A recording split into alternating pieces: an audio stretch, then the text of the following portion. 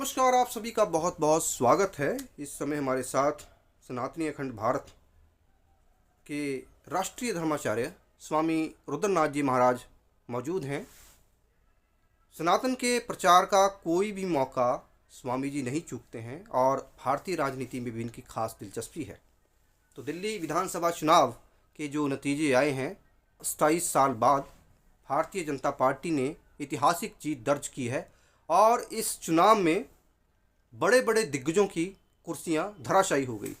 तो आज इस चुनाव परिणाम पे हमारे साथ स्वामी जी बातचीत करेंगे और जानेंगे क्या कुछ कार्यक्रम इनके सनातन के प्रचार को लेकर चल रहे हैं। स्वामी जी, आपका बहुत बहुत स्वागत है। भारत केसरी न्यूज चैनल के समस्त दर्शकों को हर हर महादेव जी। अगर बात की जाए आपकी, आप सनातन के प्रचार के लिए कोई भी मौका हो वो नहीं चूकते हैं। कहीं पे भी कैसा भी मौका आपको मिलो, सनातन के प्रचार के लिए आप तुरंत एक्टिव देखने को मिलते हैं जी। और जब बात भारतीय राजनीति की जाए, प्राइम मिनिस्टर के आप बड़े समर्थक हो, योगी आदित्यनाथ की बड़ी चर्चा आप करते हो और इस सरकार का जब जिक्र आता है तो सनातन के जितने भी जो चिन्ह थे दबा दिए गए थे या छिपा दिए गए थे, उनको उजागर करने का काम ये सरकार कर रही है। दिल्ली विधानसभा चुनाव की अगर बात की जाए, बहुत ही बेहतरीन परफॉर्म भारतीय जनता पार्टी ने की है। क्या कुछ बोलना चाहेंगे विशेष तौर पे प्रधानमंत्री नरेंद्र मोदी जी के लिए और योगी आदित्यनाथ जी के लिए, जिनकी आप चर्चा करते आए हो? देखिए, हमारे यशस्वी प्रधानमंत्री जी का जो है जादू दिल्ली के लोगों के सिर चढ़कर बोला और उन लोगों ने भी तय किया कि हमें आपदा से मुक्ति चाहिए। तो दिल्ली के लोग भी बधाई के पात्र हैं कि उन्हें आपदा से मुक्ति मिली और आगामी जो नई सरकार है, मुझे पूरी आशा है कि दिल्ली के लोगों के लिए बहुत बेहतरीन कार्य करेगी। जो हमारे धार्मिक चिन्ह छुपा दिए गए या उन्हें जो है क्षतिग्रस्त किया गया, मैं इस वजह से जो है भारतीय जनता पार्टी हो या प्रधानमंत्री श्री नरेंद्र मोदी जी हो या योगी जी हो या अनिल विज साहब हो हमारे, तो ये हमेशा सनातन की बात करते हैं, सनातन का कार्य करते हैं। हमारे सनातन 30,000 मंदिर ऐसे हैं जिन्हें अभी भी छिपा के दबा के रखा गया है और हमारे प्रधानमंत्री जी के कार्यकाल में हमें हमारी धरोहर वापस मिल रही है।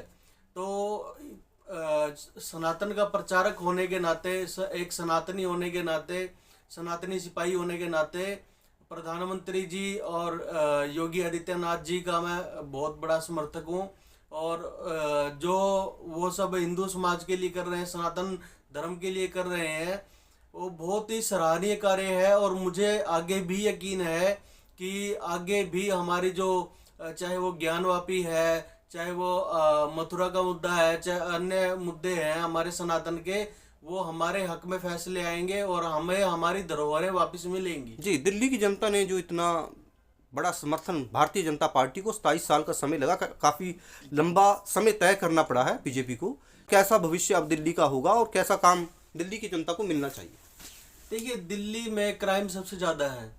दिल्ली की जनता ने क्राइम को देख करके वोट किया है कि हम क्राइम से मुक्ति पाना चाहते हैं। दिल्ली ने गंदगी से जो है मुक्ति पाने के लिए वोट किया है। दिल्ली ने करप्शन से मुक्ति पाने के लिए वोट किया है। दिल्ली ने झूठे जुमले, झूठे वादों से मुक्ति पाने के लिए वोट किया है। एक ईमानदार चेहरा, नकाबपोश चेहरा जो दिल्ली की जनता को ठगने आया था, उसको हटाने के लिए वोट किया है।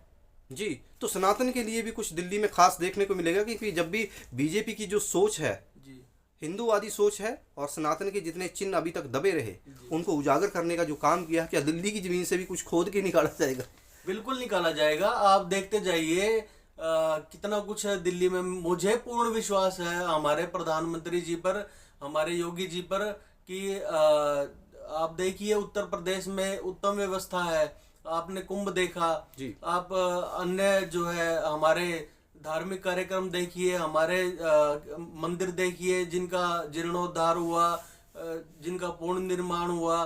ठीक है, तो आने वाले समय में दिल्ली में भी उत्तम अति उत्तम व्यवस्था देखने को मिलेगी, मुझे यह पूरा यकीन है। जी, तो इस जीत के लिए बधाई के तौर पे 2 शब्द हम चाहेंगे और ये भी जानना चाहेंगे दरबार के क्या कुछ कार्यक्रम, दुर्गा शक्ति संकट मोचन दरबार के क्या कुछ कार्यक्रम आगे के होने वाले हैं, इसकी भी थोड़ी सी जानकारी आपको। देखिए, हमारा एक संगठन है सनातनी अखंड भारत।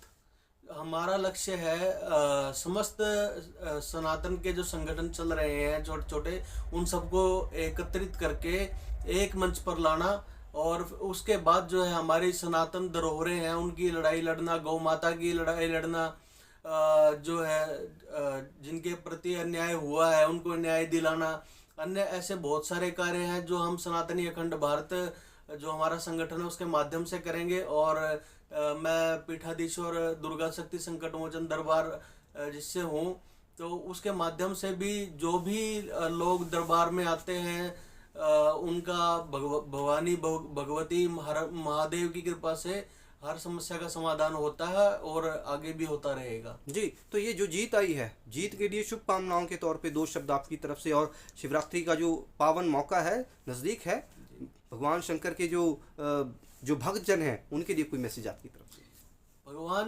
मैं शिव भक्तों के लिए एक ही बात कहना चाहूँगा कि शिव भक्तों के लिए हर रात्रि शिवरात्रि ही होती है, किंतु विशेष पर्व है हमारा शिवरात्रि। तो भगवान शिव शंकर की आराधना कीजिए, साधना कीजिए, और ईश्वर महादेव की कृपा पर सदैव बनी रहे। जी, बहुत बहुत धन्यवाद, और हमारी तरफ से भी आपको शिवरात्रि पर्व की बहुत बहुत शुभकामनाएं। भगवान शंकर की अपार कृपा आप पर भी बनी रहे, और सभी हमारे जो देशवासी हमें सुन रहे हैं, देख रहे हैं, भगवान शंकर की कृपा सब पर बनी रहे।